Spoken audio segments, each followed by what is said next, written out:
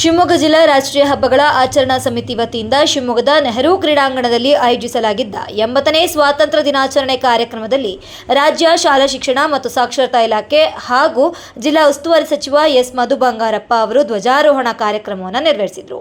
ಶಾಲಾ ಮಕ್ಕಳ ಹಾಗೂ ಪೊಲೀಸ್ ಸಿಬ್ಬಂದಿಗಳ ಆಕರ್ಷಕ ಪಥಸಂಚಲನವನ್ನು ವೀಕ್ಷಿಸಿ ಗೌರವ ವಂದನೆ ಸ್ವೀಕರಿಸಿದರು. ನಂತರ ಜನತೆಯನ್ನು ಉದ್ದೇಶಿಸಿ ಮಾತನಾಡಿದ ಅವರು, ಯುವಜನರಲ್ಲಿ ಕ್ರೀಡೆ, ವೈಜ್ಞಾನಿಕ ಮನೋಭಾವ, ಸಂಸ್ಕೃತಿ, ಸಾಮಾಜಿಕ ಸಾಮರಸ್ಯ, ಸಂವಿಧಾನದ ಮೌಲ್ಯಗಳು ಮತ್ತು ನಾಯಕತ್ವ ಗುಣಗಳನ್ನು ಬೆಳೆಸುವ ಸದುದ್ದೇಶದಿಂದ ರಾಜ್ಯಾದ್ಯಂತ 10,000 ಭಾರತ್ ಜೋಡೋ ಯುವಕ ಸಂಘಗಳನ್ನು ಸ್ಥಾಪಿಸಲು ಉದ್ದೇಶಿಸಲಾಗಿದೆ.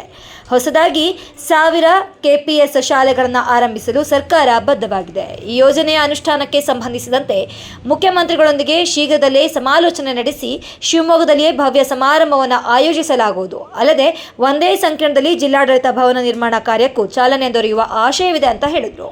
ಇನ್ನು ಸಾಂಸ್ಕೃತಿಕ ಕಾರ್ಯಕ್ರಮದಲ್ಲಿ ವಿಜೇತರಾದ ಶಾಲಾ ತಂಡಗಳಿಗೆ, ಅಂಗಾಂಗ ದಾನ ಮಾಡಿದವರಿಗೆ ಹಾಗೂ ಪ್ರತಿಭಾನ್ವಿತ ವಿದ್ಯಾರ್ಥಿಗಳಿಗೆ ಪ್ರಶಸ್ತಿ ಪ್ರದಾನ ಮಾಡಿ ಗೌರವಿಸಲಾಯಿತು. ಕಾರ್ಯಕ್ರಮದಲ್ಲಿ ವಿಧಾನ ಪರಿಷತ್ ಸದಸ್ಯರಾದ ಬಲ್ಕಿಶ್ ಬಾನು, ಡಾಕ್ಟರ್ ಧನಂಜಯ ಸರ್ಜಿ, DS ಅರುಣ್, ಶಾಸಕರಾದ SN ಚನ್ನಬಸಪ್ಪ, ಜಿಲ್ಲಾಧಿಕಾರಿ ಪ್ರಭುಲಿಂಗ ಕಳವಟ್ಟಿ, ಜಿಲ್ಲಾ ಪಂಚಾಯತ್ನ CO ಹೇಮಂತ್, ಜಿಲ್ಲಾ ರಕ್ಷಣಾಧಿಕಾರಿ ನಿಖಿಲ್ B ಸೇರಿದಂತೆ ಇನ್ನೂ ಹಲವರು ಉಪಸ್ಥಿತರಿದ್ದರು.